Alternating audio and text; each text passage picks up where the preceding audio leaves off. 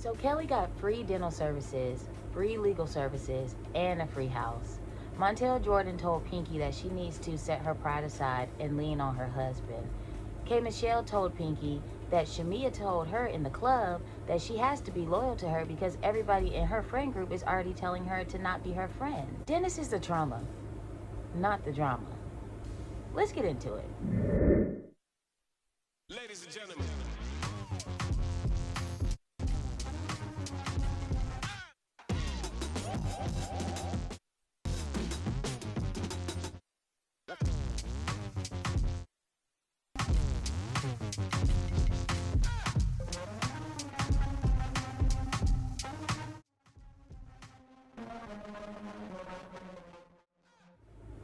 What's up, everybody? It's your girl AlleyBenz here. We are back with another recap and review of the Real Housewives of Atlanta, Season 17, Episode 11, Shady Texts and Bigger Regrets. But before we get into it, please do not forget to like, comment, and subscribe. Become a part of the Car Rider family. I'm really trying to get to 100 subscribers before the end of the summer, which I would say is like in the middle of September. So we got a little bit of time.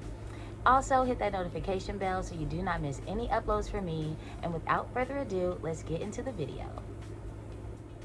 So the episode starts off with Shamia going down to Lake Bailey, meeting up with Cynthia. Cynthia wants to touch on a few topics, meaning Dallas, as well as Gerald's party, and kind of get a view of where Shamia's head at with her former kind of still friend. We don't really know what they are today or tomorrow, Portia. And so we're gonna go ahead and get into that. So Shamia and Cynthia sit down to eat a little brunch or charcuterie or whatever. I know I said that wrong, I don't care. And Cynthia is like, so let's talk about Gerald's party. Why were some people not invited? Shamia was like, well, honestly, me and Angela and me and Drew, we haven't been in the best of spaces, and the last time I interacted with either one of them, they were disrespectful to me. Cynthia said, well, I know what you got going on with Angela because she told me all about that. What's up with you and Drew? Shamia says she doesn't really have an issue with Drew, but then she contradicts herself and says Drew just doesn't want to stop bringing up Portia. And it's just like, do you have an issue with Drew or do you not have an issue with Drew? And so Cynthia uses that as a segue to be like, okay, so why wasn't Portia there? Shamia says, well, me and Portia just haven't been in the great space. The last time we interacted was after the reunion, and we had a nasty text exchange, which also included her disrespecting my marriage, and I just can't see herself being in my home. Cynthia says, well, Shamia, Portia did invite you to her home, and as well as your husband. And Shamia was like, yeah, she did, but everybody knows that was fake. It was the first scene of the season, and Gerald doesn't like her, so of course he wasn't going. He don't even want to be on camera. Why would he go to be on camera at somebody's house that he doesn't even like? So Cynthia was like, well, I heard you also invited Dennis. And Shamia was like, yeah, because Dennis and Gerald are really close. They talk all the time, and they even schedule play dates with the kids together. I don't believe that, but if that's what Shamia wants to go ahead and believe, then by all means. She also goes to say that Simon would have been there had he been in the country. Everybody please remember that Shamia was the one who hooked Portia up with Simon. So every time somebody tries to come for Portia to say that she took that lady's husband, please remind yourself that Shamia, her best friend, was the one who set them up together. So it's not like she just took that lady husband. Somebody actually picked him up out of the candy jar and gave it to their friend. So Shamia and Cynthia agree that Shamia and Portia's issues are bigger than the group, and so we're just gonna leave it where it lays. And Shamia was like, to be honest, me and Portia can be cordial, as you've seen previously throughout the season. Like, they haven't really interacted like that, so I can see where she says that, even though it is coming. And Shamia's just like, she just wants to have fun because she has a lot going on right now. The surrogacy and and she talks about how the boy has to take because she wants to give Gerald a son real bad. And so Cynthia was like, well, do you think, Shamia, that because of what you have going on with Gerald and the surrogacy, that you're putting a little too much pressure and giving so much energy to the other women in the group because of that? She's trying to give you an out, Shamia, because literally you have misdirected anger.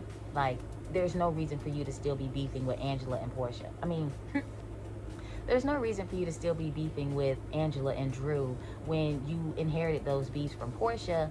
And when you want to say, oh, well, they can forgive Portia, but they can't forgive me, why can't you just let bygones be bygones? Why are you so upset about that? Like, don't you think Portia was tired of it, but Portia had shut it down and was like, you know what, let's just dead it.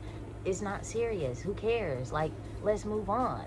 Shamia doesn't want to do that. And so when Cynthia asked her, do you think your anger is misdirected? Shamia was like, no, they deserve everything they get from me because I know I'm going to get it back in return. Okay, Shamia. So if you don't give it to them, they're not going to give it back. Nobody's ever going to come for you if you're not coming for them first. Remember when you came for Charles and said that he's outside in the streets? That's why Angela said you sleep with Hawks players. Like, it's just, you want to be a victim to a situation that you created, and it's just clicking down. So they squash whatever issue that they have. Cynthia straddles Shamia upon request because everybody knows Shamia is the most sexual being of all time. Like, she always needs somebody to straddle her, or she always got to straddle somebody. Whatever, Shamia. She slaps Cynthia's ass and they just giggle and laugh. It is what it is. So next we get to Pinky and K. Michelle. They're sitting down for some type of meal at some type of hour. Pinky is on the phone talking to some business partner of hers, and Kay is kind of looking concerned because Pinky is looking worried. And Pinky tells her, girl, $9,000 just came my account and I didn't know where it was. And then she was like, and then come to find out it was for food. Pinky, no shade, but this is exactly why I feel like you are going through bankruptcy. Because how do you not know that you have to purchase food for a restaurant and that the money is going to come out on a certain day? Like, why are you confused that money is coming out for food for your restaurant? Like, girl, what? So the server comes up and asks the ladies for their drink order. K. Michelle orders the strongest drink that the restaurant has to offer, which is, to me, is kind of concerning because why do you always need the strongest drink ever? Why are you needing the liquid courage to sit here on camera of the Real Housewives of Atlanta? It doesn't take all that. Like, do you have a problem? And then you're saying that you want to give this man a baby. And I know you say you don't want to go through IVF and you'll do a surrogate or whatever. But are you going to use your eggs when you be doing all this strong drinking just to hang around Portia and Drew? Like, whatever. That ain't my, whatever. Whatever, I ain't going to touch it. Then Pinky says that she's celebrating. So she got a strawberry margarita. She is, I think she said she was 250 stores in. She's the first black woman to franchise a vegan restaurant. And shout out to her for that. I mean, entrepreneurs are who they are. Black capitalism, to me, is not black excellence. Black wealth, to me, is not black excellence. Black excellence, to me, is helping out the community, rich or poor. If you are showing up for your community and the people that live around you and can actually make an impact on their lives, that, to me, is black excellence. Unless you're Beyonce and you putting out the greatest albums of all time. Her money aside, I don't care about that, but she's actually a very great musician. Anyways, I'm going off on a tangent. Shout out to Pinky. So Pinky then briefly talks about her bankruptcy, of course, and how she had to go through the trials and tribulations in order to see the greatness of what was to come. She says her husband will support her in everything financially as well as mentally and emotionally. But Pinky was like, she wants to be a strong, independent black woman that doesn't really need a man. She wants one, and she wants her husband to understand that that was the woman that he fell in love with. And so to let her work her things out on her own. And then when the girl is literally drowning, I mean, the bankruptcy is enough. But when she does ask for help, be that supporting or whatever they're called. What's the, a life preserver. Be a life preserver for her. That's all she asking for. K. Michelle mentions how, yes, you do have to go through your seasons. I've been through that myself. I'm trying to figure out if I do belong in this group. Pinky is like, girl, you do belong.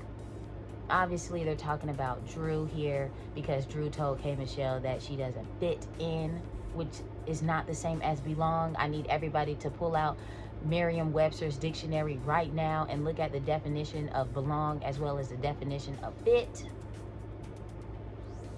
Okay? Because it's not the same thing. And I'm glad that Pinky had brought up saying, well, speaking of belong, why was Shamea trying to take that purse out of your hand? Because Shamea told Pinky how K. Michelle ran away from Drew when they tried to 2v1 her, and Drew knocked them both out like she was Taseki from Baddies. And so then Pinky and Kay go on to shade Drew, saying that, you know, life is more than the national anthem, and hopefully when you do right by people, you'll get more opportunities. And then Pinky says, yeah, like cruise ships. And I'm just like, okay, Pinky, you're filing for bankruptcy, about to lose your house. K. Michelle has yet to do a performance. The recording artist K. Michelle that we know her as has yet to do a performance in the show that she's coming to on Real Housewives of Atlanta. Yet to see her do anything other than complain about other people getting opportunities that she wish she could have. So I'm trying to figure out where's all this smoke coming from. Like, for real, like y'all want to... K. Michelle want to say Drew putting out AI music. You gonna trust somebody that put out AI music? How do you know she's putting out AI music? What? Who cares if she's putting out AI music? Where is your country album? Because we're still waiting on that. Like, we've been waiting on your country album for what, 5 years? So let's not go there. Like, you hating on Drew and her career so bad, and it's just laughable because you'll never see Beyonce hating on Normani. You'll never see Rihanna hating on Coco Jones. You'll never see Brandy hating on the next girl. Like, it's just, K. Michelle is clearly bothered. She clearly wants to be the only XYZ in the room, and when other people are there doing that opportunity, she has an issue with it. Which is funny because she's so close to Shamea, who also is a wannabe recording artist, and yet she doesn't shade her in her career. Is it because Shamea's songs are flops and Drew's are actually hits? So Kay then mentions how after the performance, her and Shamea went to the club, and then Shamea's mom showed up with her breasts pushed to the gods, and they were all just laughing and having a good time. And then Kay says that her and Shamea's mom were literally like this. She said they were literally like this. They were literally like this. And Shamea's mom was basically praying over her in the club, which to me, this ain't the time for prayer, pastor. First of all, why is Shamea's mama in the club? First of all, why is the pastor in the club? Why is Shamea's mom the pastor in the club? So Kay then says that Shamea goes to her and says, I just want you to know that I'm super loyal to you and I really want to be your friend, even though everybody is telling me not to be your friend. And then in her confessional, K. Michelle was like, I don't care about no candy-coated nights. I'm Shamea's friend because I like Shamea and I want to be cool with her. This is my thing though, when you talk about I don't belong and Drew's telling me that I don't belong. K. Michelle said that Shamea is constantly telling her that her friends don't want her around her. And so if Shamea is constantly telling you that her friends, Candy, Toya, Rashida, Mimi, don't want her around you, why are you so stuck on Drew telling you that you don't belong when Shamea's whole friend group allegedly, what you, out of your voice, out of your mouth, said they ran you out of Atlanta? But it's Drew comments saying that you don't fit in is what got you all bothered, and now you have a real reason to have a issue with Drew. So Kay is like, she's gonna pretend like her and Shamea don't really have an issue because she has to have an issue with Drew. But she also says that she wants all of the group to have a good time and have some fun together. And so Pinky mentions how her and her husband Derek want to have a skate party and invite everybody. K. Michelle was like, well, who all gonna be there? Pinky was like, girl, everyone. K. Michelle, this is not K. Michelle My Life on VH1, okay? If you wanted your own show, your own whatever, to not have to deal with people that you don't like, you should have asked Zeus to put a show together for you, because you were never going to get that on Bravo. That's why you had to come on Real Housewives of Atlanta, which is what? An ensemble cast. You are not the main cast member. You are a freshman, okay? Let's be clear. Hey, we took you in, man. What? Hey, be clear. This is my daddy house. I've been running things here since I was 15. You just been getting over. You are a kindergartner in the class, in the school of Real Housewives, okay? This is your first time here. We're not going to center everything around you. Nobody knows you here. Nobody knows what you do here. You haven't showed us who you are yet here except a victim. So let's be clear. This is my daddy house, okay? I've been running things around here since I was 16. You just over here getting over.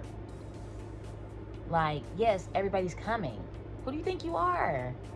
So we get to Portia's house and she has a chef there. She said that she wanted him to come earlier so she could pretend like she made the food, but she was so busy running around getting herself together that she ain't have the time.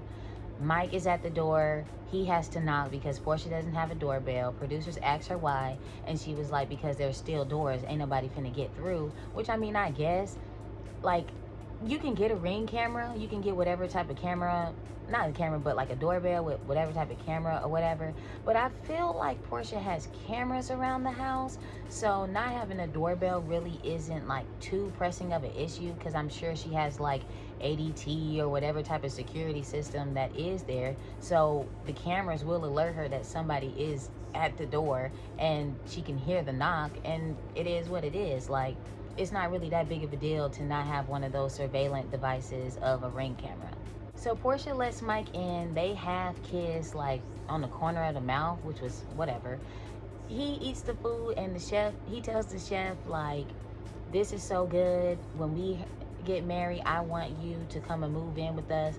Portia was looking like, that wasn't in the script. We improv today. I don't have anything negative to say about Portia and Mike, honestly. I think Mike is attractive. I think Portia is one of the most beautiful people I've ever seen on Real Housewives. I don't truly believe in this relationship, but at least we get to see Portia's fake boyfriend. So Portia says she really likes Mike, but she wants to take her sister Lauren's advice to multi-date people. And we get to a scene of Portia and Lauren is telling her, sometimes, girl, you're gonna have to date 5 people. And Portia's like, 5? I'm only at 2. I can't even add.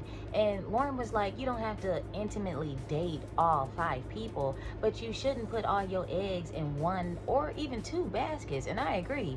Like, do it like the Bachelorette. You're single, you're rich, you're beautiful, you're successful. Like, why not date a few people? You're not sleeping with everybody. And it is what it is. Like, see who does the best and rule out the ones who do the least. Like, may the best person win. Portia says she really likes Mike, and she does put her all into her relationships, and she does see herself as wifey material, and she just wants to be serious with one person, which Portia does kind of give serial monogamous, like she always trying to get in a relationship.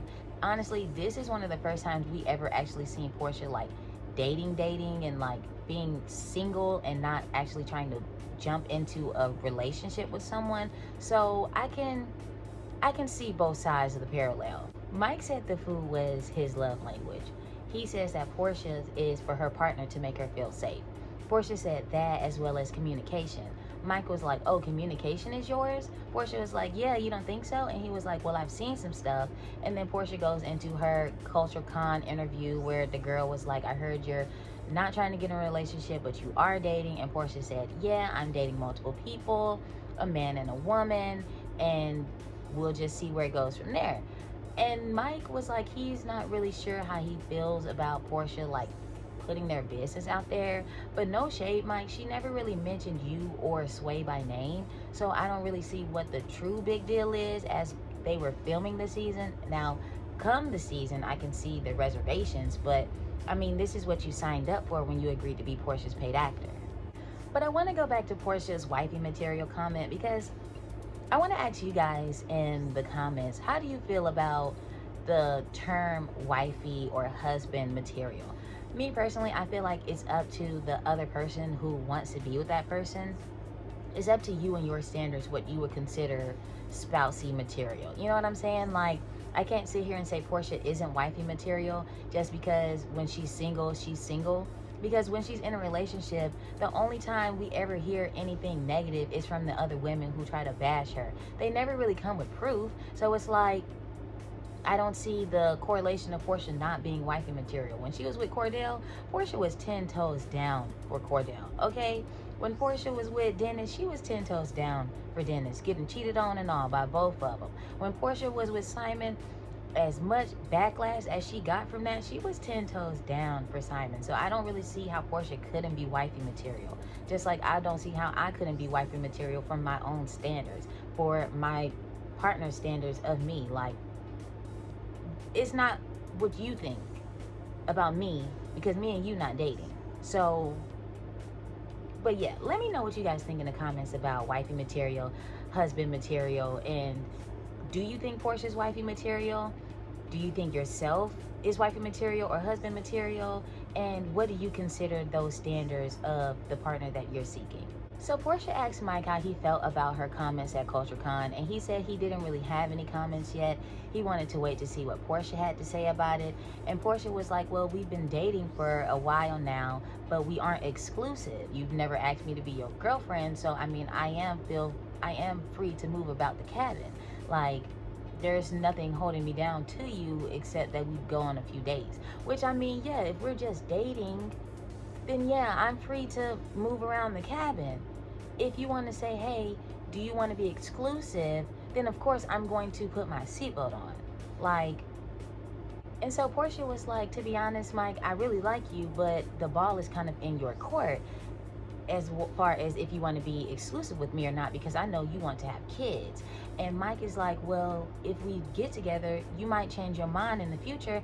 I don't believe anybody would change their mind about doing something like that unless they see that themselves in that partner to have that capability to do that.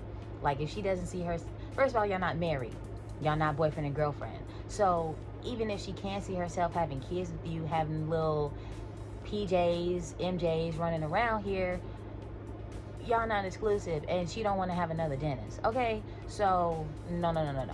I'm with Portia. I'm not popping out no babies without a ring, like, no, and without marriage vows, without a marriage certificate. F a ring. I need a marriage certificate in my hand to say that we're together, and then maybe I'll give you a child. So Portia then goes to say Portia then goes to say she actually doesn't even know if she still can have kids, not just because of her age, but kind of because of her age. It goes to a clip of her at a surrogacy office, and it's saying that she would have to go through multiple stages of freezing her eggs to maybe find a viable embryo, which is honestly a sad situation for people who might want multiple kids in the future, but their romantic relationships just aren't working out to be able to be that type of person. Personally, I feel like Portia could just get a donor and do it on her own, because I feel like she has the capability. But to be honest, who really wants that? Like, she's already doing it with PJ. No shade to Dennis, but I mean, like, now I'm finna be a single mom to 2 kids, and the daddy definitely not there for the second one. I don't really know about that. So her and Mike agree to still take it slow. Honestly, I think it's because it's fake, but hey, what's good for the goose is good for the gander. Mike getting his check, and so is Portia, and they also get some delicious oxtails that I wish I could have. Somebody bring me on as a friend of this show, any reality show, so we can go get free meals and talk shit about people. Like, oh my gosh, this, like, oh, I feel like a lot of people squander these reality TV opportunities, and they be acting scared for the camera, because I would have no problems sitting down to lunch with my friend, with getting a free drink, getting a free meal, and talking shit about the rest of the crew, even though I like them. Like, girl, you know what it is. So we get to Kelli, who's being evicted, moving, and she says that she has to move because her neighbor is stalking her and her daughter. She said that the neighbor had got her daughter car booted, which kind of confused me a little bit, because I was like, I thought the daughter ain't have a car, and you were willing to get her a Metro card. You had to drop her off to school in an Uber. Like, you can't boot a car that doesn't exist, or that she had one and you couldn't afford to get the boot off, and so y'all had to get it impounded. So Kelli says she has to move within a week or 2. Anybody that's ever been under a lease had to move out immediately because their neighbor was stalking them? Like, didn't you go to court? What did the court say? Hold on, let me look what the court said. So according to Us Magazine, the Real Housewives of Atlanta star Kelli Farrell was ordered to stay 30 yards away from a neighbor who claimed she entered her home without permission. Us Weekly can exclusively report Kelli denied the claims. On September 2nd, Mundula Cash filed a petition for a temporary protective order against Farrell. Farrell, 40, owns a 4-bedroom, 3-bathroom, 2,784 square foot home in Atlanta, Georgia. Cash is an HOA board member.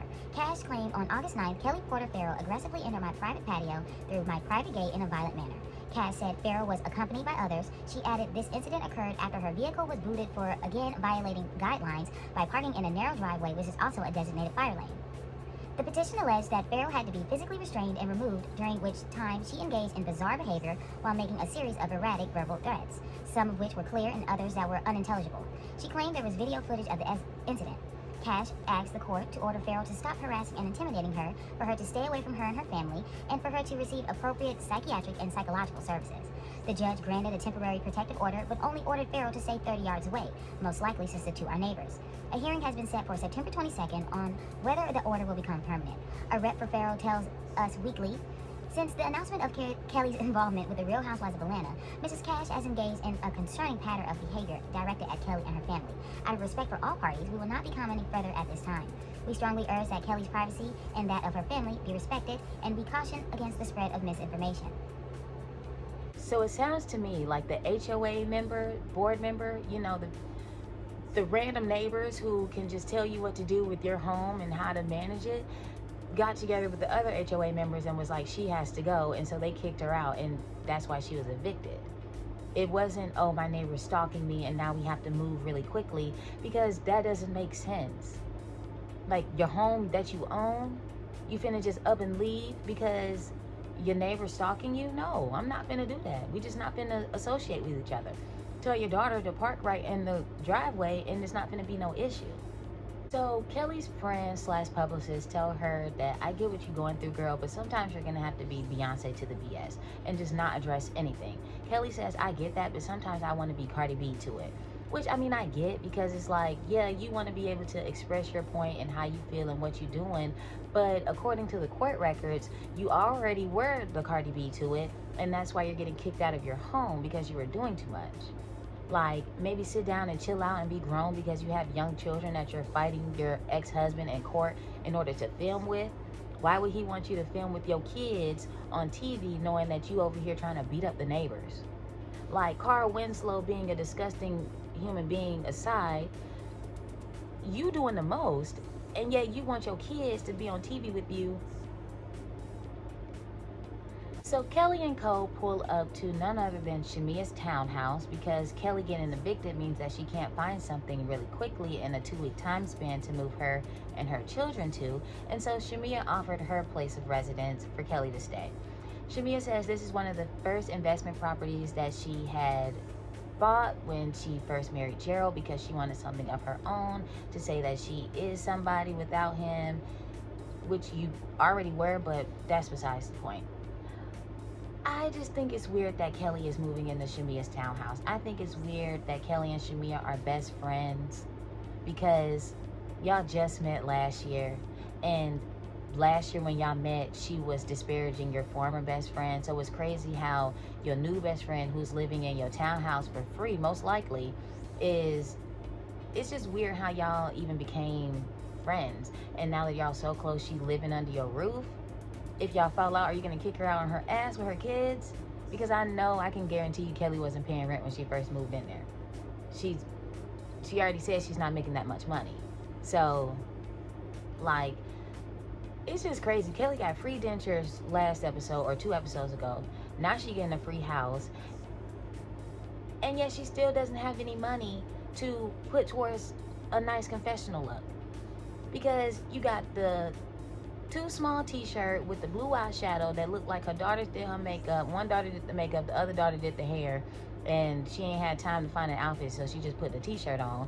And then in this episode, she has the greasiest, like, she tried to go for a wet look, but it just came greasy. Like, it was grease all over the latex, black outfit, the hair was, Kelli, you might have to take a step back from Roa next season, because you cannot afford to keep up with the girls, clearly.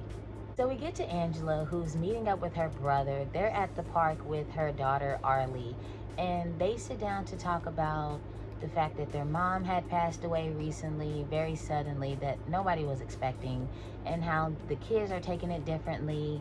The son doesn't really show his emotions too much. The youngest daughter is very curious as to where she at because she's not around. Clearly she doesn't understand that grandma has passed on. And then Angela was like, you know, it's just a roller coaster of emotions, because some days she doesn't think about her at all, and then other days it just hits her like a truck and it's just a flood of emotions and she just can't stop crying. I understand where Angela's coming from, because as somebody who also lost a parent very suddenly, it is hard to like deal with that. Like when that happened to me, like I wasn't able to process those emotions, especially as a child. Like I wasn't a child, but I was like 17 years old. It was hard to process those emotions that I can identify and understand now at 29. But even at 29, I have emotions that I probably won't even be able to understand or process until I'm 39, you know? So grief hits everybody differently. It hits you in waves. It's not something to take lightly. It's always something that you have to, I don't want to say handle with kid gloves, but you do have to understand that it will be a sensitive topic for certain people depending on what stage that they're going through. So Angela's brother Lawrence asks about Amari, Angela's oldest daughter, and how she's taking the passing of the grandma.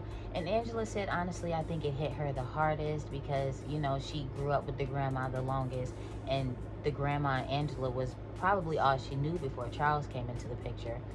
And then Lawrence is like, well, how is Valeria, which is Amari's wife, handling or helping, supporting her through that? And Angela was like, what you mean by that? And he was like, I mean, they are married, so is she not supposed to support her wife? Like, what's up with that? So Lawrence then asks Angela, how does the kids feel about Amari being married? And Angela was like, well, they don't even know. They just know that she's her best friend. And Lawrence is like, well, don't you think the kids have a right to know? I mean, he's referring to the same-sex marriage. Angela probably also is, but Angela is also referring to the fact that Amari got married without telling anyone. And well, I'm not a mother, but as a mother, Angela is probably more focused on the fact that my daughter went and eloped and came home with a ring on. Like, no parent would want to be excluded from a major milestone such as marriage. I don't care who you're marrying, but I want to be there. You see, Mama Joyce was there and she hated Todd. Like, Amari didn't include Angela for a reason, and we'll probably get there. But for now, it just, from Angela's perspective, it's just like, you slighted me by not even telling me that you were getting married, let alone already married. And so, no, I'm not finna tell your siblings that you got a wife. You can do that. Now, I don't know how she feels about same-sex relationships, but to me, it doesn't give that Angela's homophobic, like the fans are saying. Like, it's not really giving that. And Amari herself said in tweets, like, me and my mom do not have that to where she's homophobic. She's always supported me. She knew I was gay since I was in middle school, so it never gave that. She just went off and married somebody and didn't tell her mom, and that's where her mom's issue is. But I do agree with the brother that somebody is going to have to tell these kids, like, hey, your sister is a lesbian and she's married to a woman. Like, you don't want them to just find that out as somebody trying to make fun of them because they sister on TV. You know what I'm saying? But I do agree with Angela that that is Amari's prerogative to do. It is not Angela's job to tell them that their grown sister was grown enough to go off and get married, but not grown enough to tell them. Like, you they big sister, you they role model outside of their parents. Like, why you can't just come to us straight and be like, hey y'all, I'm married, I got a wife, and I didn't invite y'all to the wedding? Because honestly, that's what them kids gonna be more upset about. They ain't gonna care that you got a wife. They gonna be like, well, why wasn't we invited? So Kelli meets up with Phaedra, and Phaedra is discussing how she wants to refile to help renegotiate some of the things with Kelly's divorce settlement. You know, Miss No Prenup. She has to go ahead and clean up the mess that Kelli left by not securing her future outside of this marriage. And she also says that she wants to renegotiate some child support payments because Kelly's ex-husband, ain't paying nothing. So in walks Phaedra's business partner or whoever he is, and he comes with some glasses and some champagne and popping bottles for a case that they ain't won yet. Phaedra tells him that they already went ahead with the ex parte motion that she was telling Kelli, and how they want to try to beef it up with a contempt, because when you're in contempt of court, they will rapid fire your case instead of just waiting the time being because it ain't came up yet, which I am all for. I appreciate Phaedra for doing that. Phaedra also shades Cynthia, saying that she's won multiple awards, so when she tried to tell her to win a case, that doesn't matter because Phaedra has won cases, because you don't win awards without cases. I mean, everybody want to say awards don't mean win cases, but how else would you get an award for being a good lawyer if you ain't won nothing? Kelli also talks to Phaedra about how she wants to film with her kids real bad at the park and Chuck E. Cheese and at birthday parties. And Phaedra says, I understand that, because how else can people see that you're a good mother if you're on this whole reality show and we don't see you interact with your kids? And Phaedra was like, she's been through that before with her ex-husband Apollo, and so she is offering her legal services to Kelli for free. Shout out to you, Phaedra, because I really respect that you are a lawyer and you said that it's not always about making money, because this is Black excellence right here. Phaedra helping out a single mother who was legit left with $4 in a failing restaurant and 3 kids. For Phaedra to go and help her out with her legal services for the free, like, that is Black excellence. Helping out your community is Black excellence. Not owning a chicken and waffle stand, not owning a slutty vegan, not singing the national anthem, not being on Love and Hip Hop, not stealing someone's husband, not being married to a basketball player. Now, Cynthia being a model,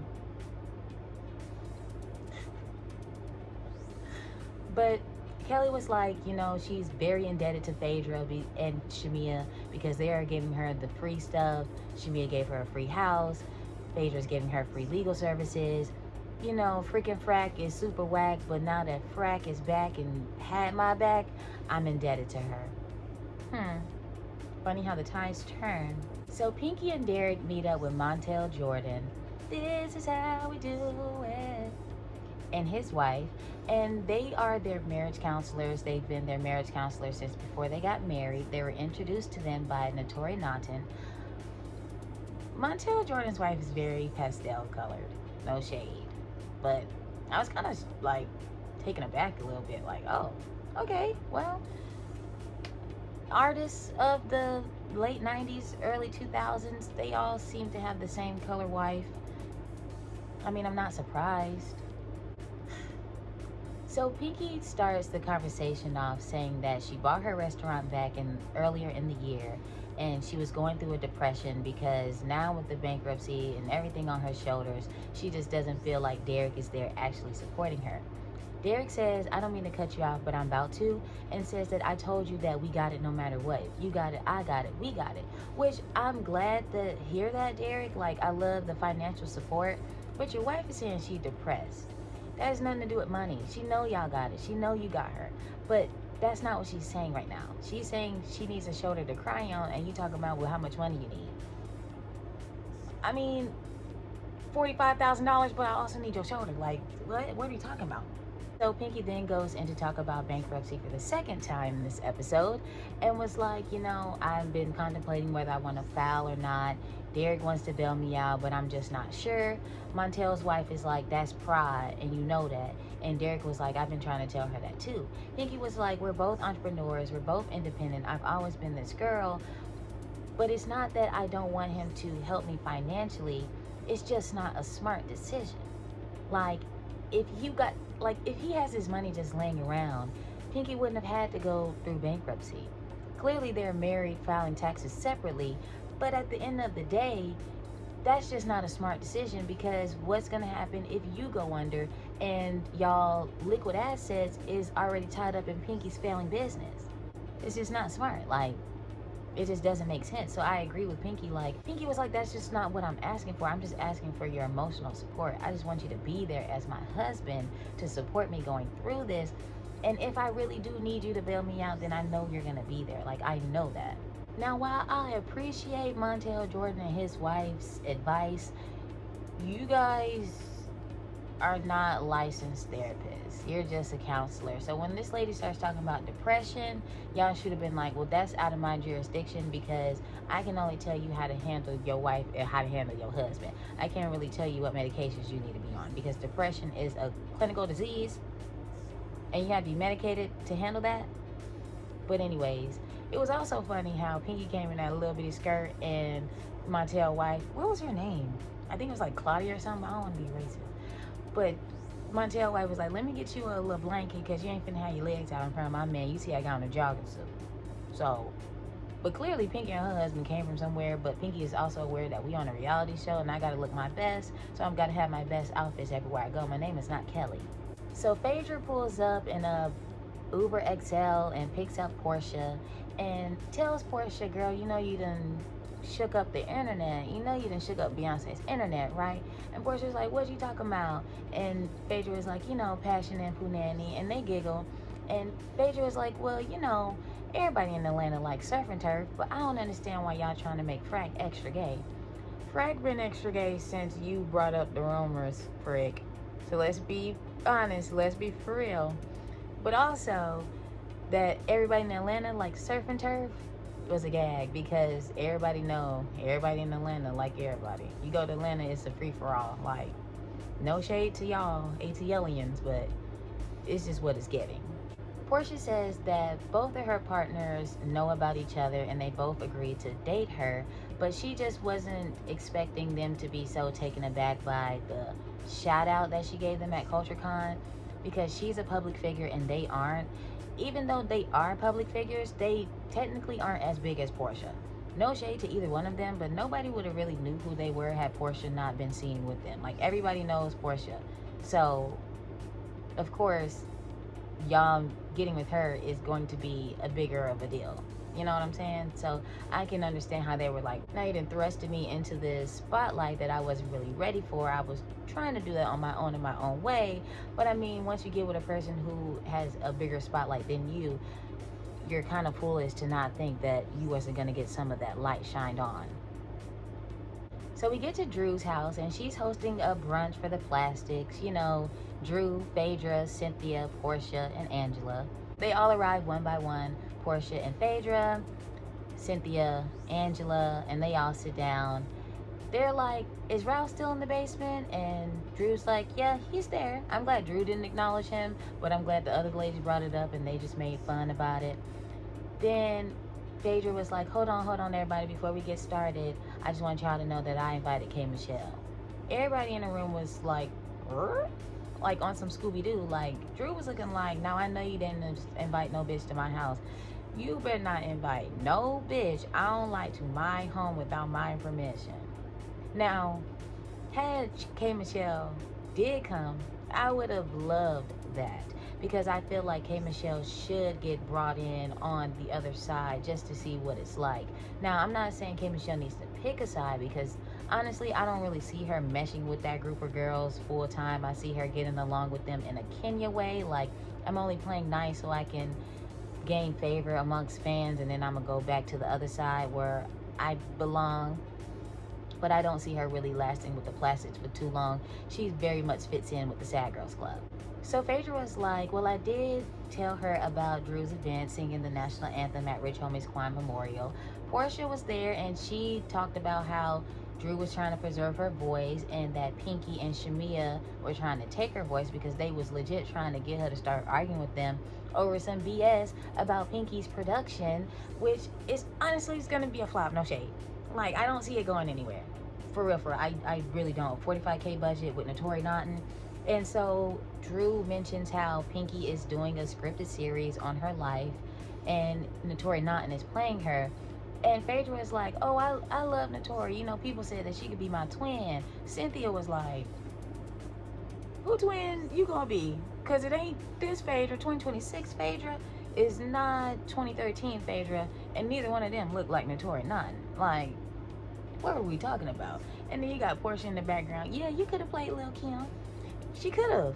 Phaedra could have played Lil' Kim with them bangs that she got on and the little leopard print. Like, I could see 2026 Phaedra playing Lil' Kim in the Notorious movie. I could see that for real. Then you got Angela talking about Notori must need to check because she don't look nothing like Pinky. The only person I can see Pinky playing is Mr. Clean. Now, Angela, I'm just gonna have to tap on your hand a little bit, because if we can't say that you got big feet and look like Sasquatch, you can't keep saying that Pinky look like Mr. Clean. Okay? It's funny. Papa Smurf is funny. But even though Pinky owned that, which is different from, like, it was something funny. It was a laugh. It was a key. Pinky saw it as a joke later on, and you didn't take the Bigfoot Sasquatch comments as a funny joke. We just can't go there. It's low-hanging fruit, babe. Let's find something else. The 10 people that you owe, I can throw a rock in the dark and hit 10 people that you owe. That is gaggable. Keep it going. Pinky is broke. Pinky has no funds. So I would just keep rolling with that. Remember those foreclosed houses that you said you could buy from me? How about I buy your foreclosed home, Miss Bankruptcy? And if I was Angela, get on that. At the reunion, I best hear you say, oh yeah, and I just got your listing for your home that just went up on the market, Miss Bankruptcy. So then they talk about Drew's event, because Phaedra was like, that wasn't what ruined it, was it? And everybody, Drew and Portia was like, no, of course not. But then she talked about how her and Shamia got into it because Drew lies and says that Shamia wanted to talk about Portia, and then it flashes to Drew telling Pinky that her and Shamia's beef stems from the fact that Shamia inherited Portia's beef with Drew, and now she has to still beef with Drew because, exactly, nobody knows, no real reason, but it is what it is. And then Cynthia was like, well, I'm glad you brought that up, because when I sat down with her, she also brought up some text messages. Now, when they were talking at Lake Bailey, they were talking about why Angela and Drew wasn't invited. Then Cynthia was like, well, why wasn't Portia? Cynthia brought Portia up, but Shamia did bring up the text messages, talked about details of those text messages. And I'm glad when Cynthia brought that up to Portia, Portia said, girl, I'm not going to talk about private texts with somebody who won't speak to me in public. Until Shamia brings her issue to me, I am not going to address anything with her and give her anything to talk about to say, you see, she's still talking about me. Because Portia's not. Shamia is talking about it. Shamia is bringing up everything. Drew won't stop talking about Portia. Angela won't stop talking about Portia. Portia. I agree. Portia, when you send out those invoices, when you send out one to Shamia and Kelli, make sure Cynthia, Drew, and Angela also got to pay you $5, because they adding a little bit to it. Just a little, just a smidge. But it's enough. So then Drew talks about her 2v1 and how Shamia invited her and K. Michelle out, and as soon as Drew sat down, we all saw K. Michelle had a problem. And Drew was like, she tried to talk to Kay, and Kay was just like, I don't like her. That's not really what happened. Drew was telling her, you need to start speaking up for yourself, because you keep telling everybody that you got an issue with me about the stuff that I'm saying, but you ain't bringing it to me directly, just like your friend ain't bringing it to the issue that she got with Portia directly. I don't do indirect fragments of sentences. I do punctuation and grammar. And that's fair. And then she talked about how K. Michelle got flustered, couldn't have a comeback, and so she got up and left with her purse still sitting in the chair. Then Drew left out how she called Shamia a lapdog and lipstick, and also said that Shamia had got up and left. And Cynthia was like, they left you by yourself? And Drew said, they left me with my lemon drop, and I was just sitting there by myself, but I know next time I'll never do it again. Drew, I wish you would have gotten into the fact that Kay was saying that you told her that she don't belong, and how Shamia was echoing Kay saying that you going around telling everybody that she's connected to Black in some way, and how when they both got up and left after you called Shamia a lapdog and lipstick, that they were mocking you singing the national anthem, and kept mocking that, saying life's more than the national anthem. I hope you get more opportunities. Sing it again, like, and then they were like, and the Black was still there. That should have been in it, but I'm glad they're gonna be able to watch it on the television before the reunion, because They really tried Drew at that dinner, and I'm glad Drew. Here go your baddie chain. Drew, come get your baddie chain. Come get your baddie chain. Get your baddie chain. Get your baddie chain. Get your baddie chain. Baddie chain. Get your baddie chain. Get your baddie chain. Get your baddie chain. Baddie chain. Then the chef brings out a rainbow cake, and everybody's looking like, huh? And Drew was like, oh, this rainbow cake is in honor of Portia, because we all know that she's Portia sexual and she's dating a he and a she. Happy gay month, because you know you gay and stuff. Okay, thank you. He got your gay Talent. balloon because it got all the colors because it's gay. Okay. And I got Skittles because it got a rainbow on it. Okay. And I got the cookie cake. It says, be who you are for your pride. And then Portia says, okay, Drew, well, if I'm going to eat some of this cake, you will too, and we can just split it together. And Drew said, I have no problem splitting that cake with you. And Drew said that can't nobody say that I didn't eat the cake. And we all know she was with Ty Young, so... Be who you are for your pride. So they all laugh about the cake, and then Portia asks, was Ralph down in the basement? And Drew said, yeah, he down there. And they was like, oh, tell him to come up. And Drew said, no, thank you. And so they start banging on the floor, stomping on the floor, talking about, let's talk to him in Morse code. And Portia was like, are you okay? Is there a bitch down there? Somebody get Sesmita from Bob's Burgers on the line and see if that's actually what Portia said, or did she say something else? But I love when the plastics get together. They always have a good time. It's never really any drama. It's always laughs, light shade. Like, it's always a good time when the plastics get together. When you get to Sad Girls Club, it's always another sad love song, and I ain't trying to hear it no more. So we get to Pinky's 80s skate party, and her and Derek show up first, of course. Their food trucks are side by side for the first time ever. It kind of makes me wonder how long they've been married, but I don't really care enough to go look. And then Kelli arrives looking cheap as fuck. Like, Kelli came looking like she got her outfit from the same place Pinky got her wig from. Either the hair store or Party City. Cheap as fuck, that's all I'm gonna say. Shamia came looking like Oakland Barbie.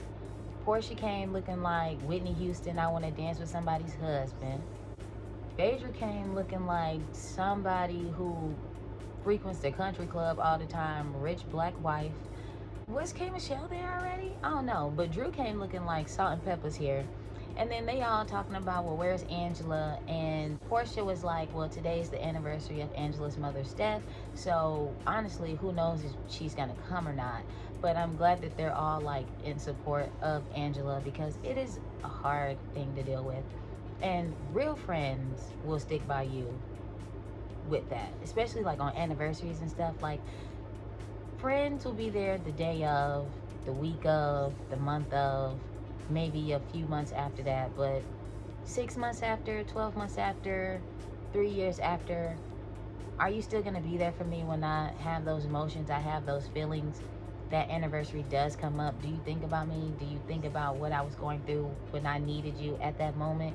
Or is it just, girl, you should get over that? So then comes up this googly moogly looking man, and somebody was like, Drew, they go your dude. And it's this guy who they met at some event that Drew spoke at, because she's an ambassador for endometriosis. And all of the women were there. I honestly wish we would have saw that. I'm tired of missing scenes. I'm tired of scenes not being in the show. This is a show about reality television. I need to see these people real lives. I don't need to see Shamia at another surrogacy appointment. I need to see more group scenes with these women interacting with each other. I don't need to see Portia with Mike. I needed to see Portia with Pinky, trying to get her to sit down with K. Michelle. Okay? But Drew tells us that her hairstylist, Walter, had hooked her up with some googly moogly looking guy at the event, and she was just confused. And then Pinky had invited him to the skate party that evening. Don't do that, girl. Drew still trying to get through her divorce. She don't need just anybody. If she's gonna get with anybody, let it be somebody fine, not a fan of the show, clearly. So Drew was like, she don't really have time for a roster. She don't want one. And if she had one, he would definitely be third string. Okay? Then K. Michelle arrives dressed as underwhelmingly as her husband usually is, and also Angela arrives, and the gang surrounds her and gives her a warm embrace and a really big hug, and it was very sweet. So Angela brings her own skates, and everybody's like, girl, I can't believe you brought your own skates. In her confessional, Angela, like, they really shocked that I brought my own skates. Like, the skate joint ain't got a size 15, B-Nard. This is Cascades.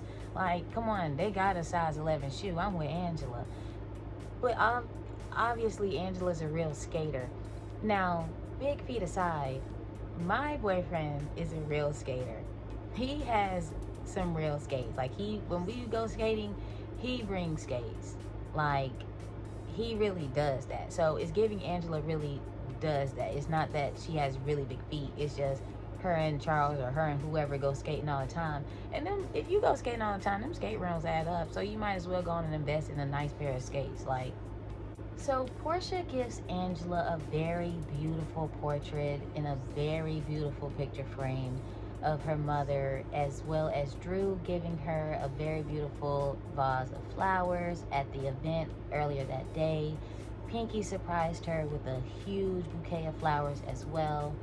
Phaedra was the one who provided the funeral services for her mom.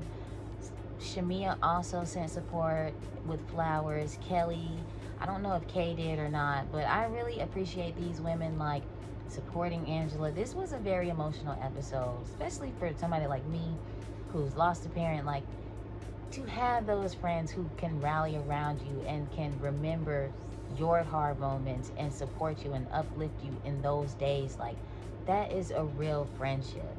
And I love that for this group of girls, because honestly, in Dallas, who would have expected these women to do something like this for Angela? Who would expect Portia and Shamia to do something like this for Angela? That is a real friendship. That is a real camaraderie that I can get behind.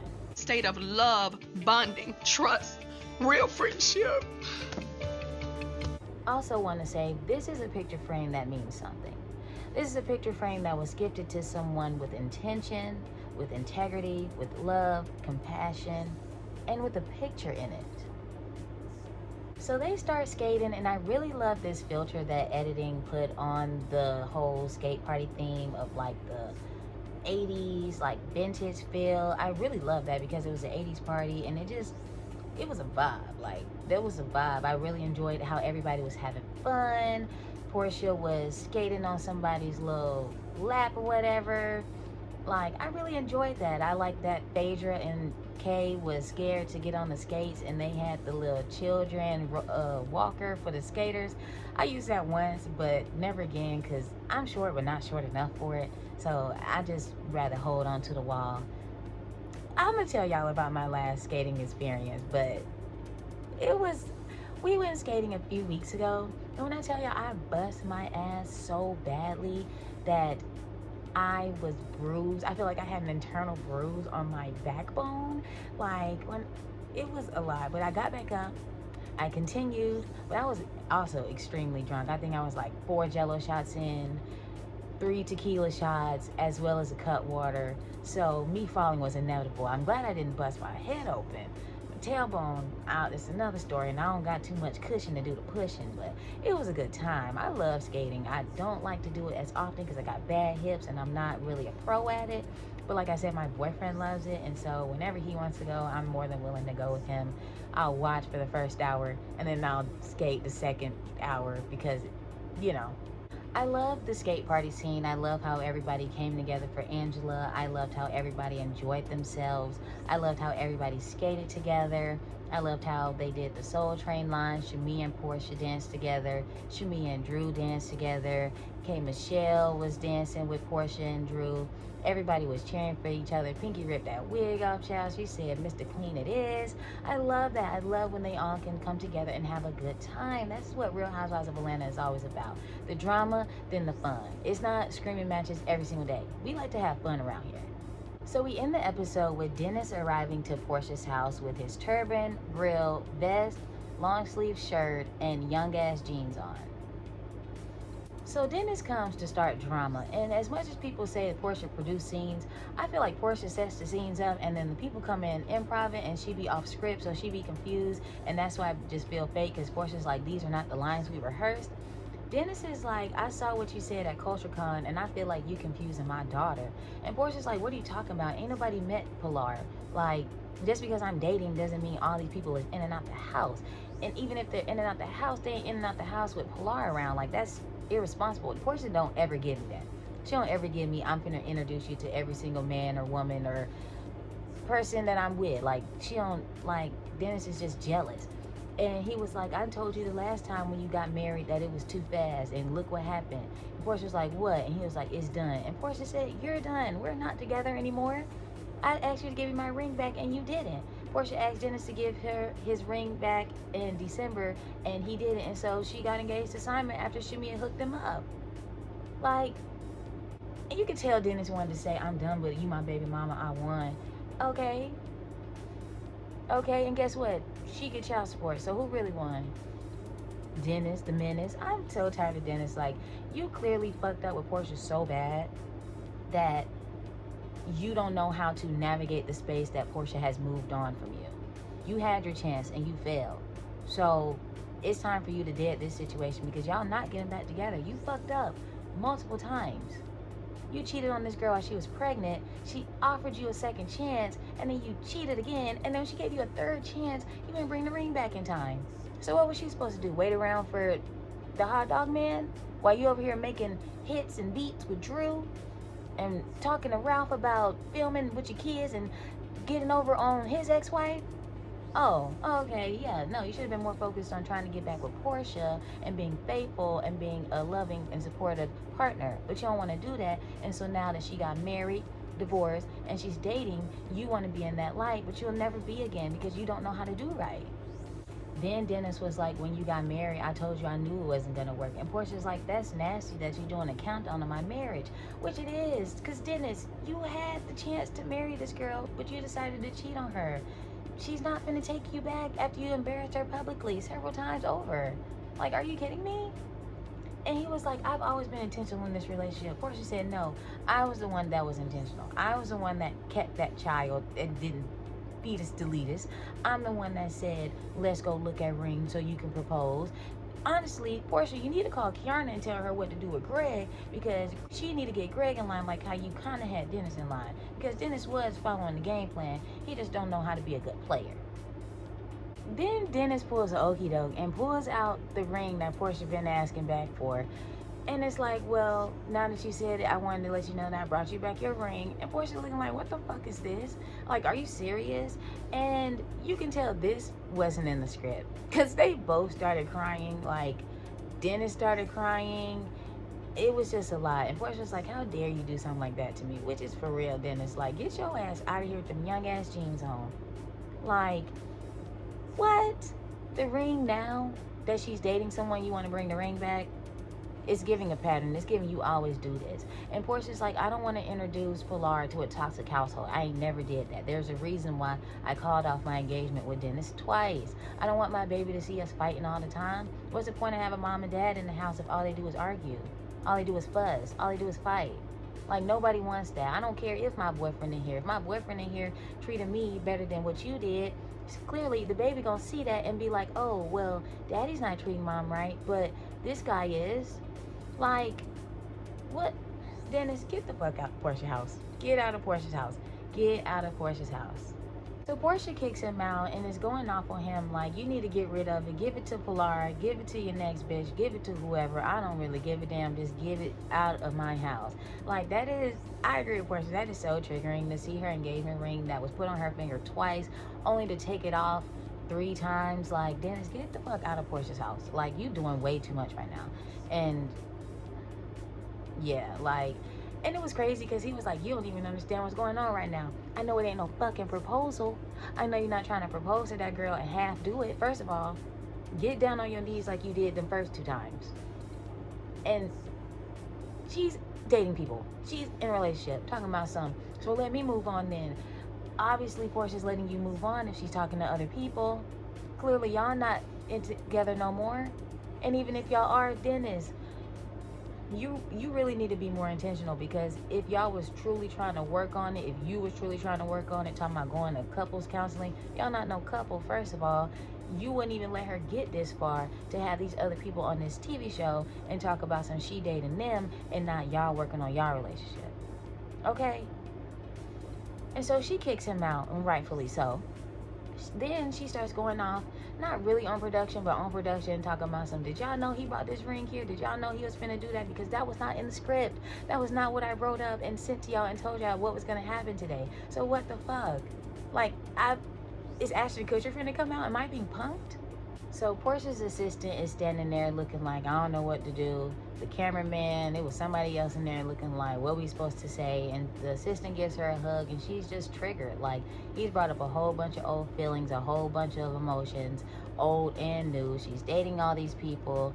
She loves Dennis. She knows Dennis loves her. It's just a lot going on, and I really feel for Portia in this moment. Like I said, this was a very emotional episode, through and through. Well, from the middle to the end. I wouldn't say from the beginning, but that was the end of it. So next week, Angela has her charity basketball event. K. Michelle does another scene in a doctor's office.